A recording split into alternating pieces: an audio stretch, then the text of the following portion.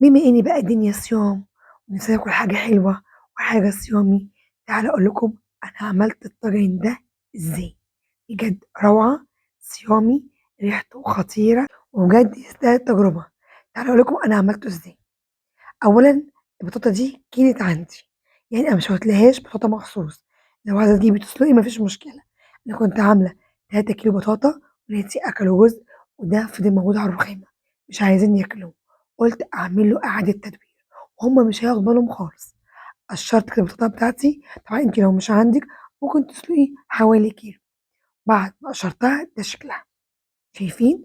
هابدأ كده أجيب معلقة سمنة نباتي، ما عندكيش أو مش بتحبيها في أكلِك الصيامي، حطي ربع كوباية زيت بس يكون زيت من النوع النضيف، تمام؟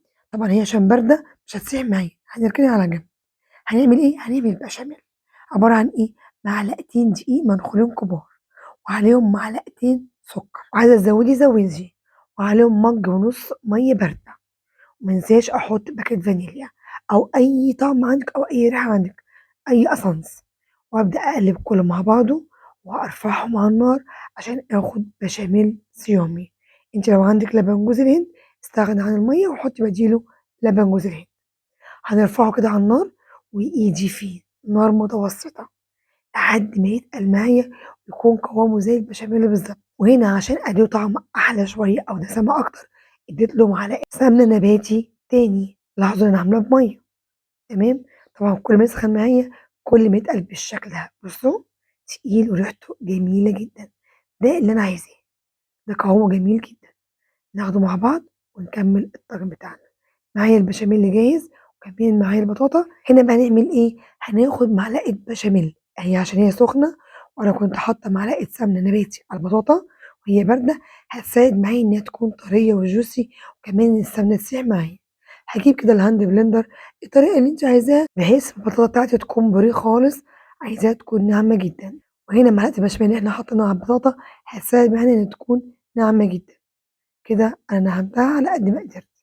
هنعمل إيه بقى كده، هنحط نُص كوباية جوز الهند ونقلّب كلّه مع بعضيه، كده البطاطا بتاعتي جاهزة معايا. هنجيب الصينية أو الطاجن اللي موجود عندِك، هياخد دهنة سمنة وأنزل بكمية البطاطا بتاعتي إحنا جهّزناها، الكمية كلّها كده ونبدأ نسويها.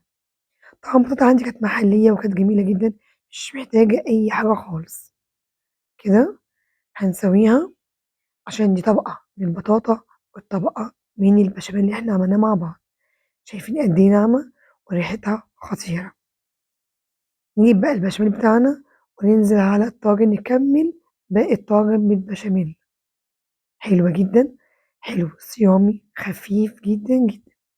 هنا بقى هابدأ أدي رشة سكر على الوش وكمان دهنة سمنة خفيفة علشان آخد وش مكرمل زي ما شفتوا معايا أول الفيديو.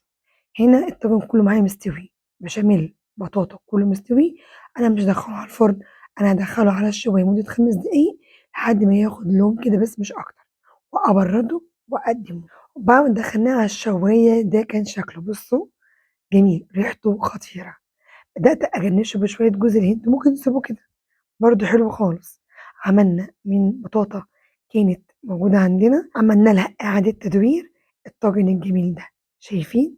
طبعًا أنا المفروض يخش التلاجة، بس أنا هاقدّمه عشان مستعجلة ريحته خطيرة جدًا، شايفين سخن إزاي؟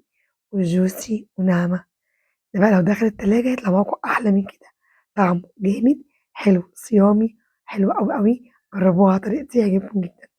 بألف هنا وشفا، أتمنى الفيديو يكون عجبكم، يا ريت تفرحونا باللايك وكومنت، ولو مش متابعينا تابعونا وشيروا الفيديو عشان الكل يستفيد، باشكركم جدًا، سلام.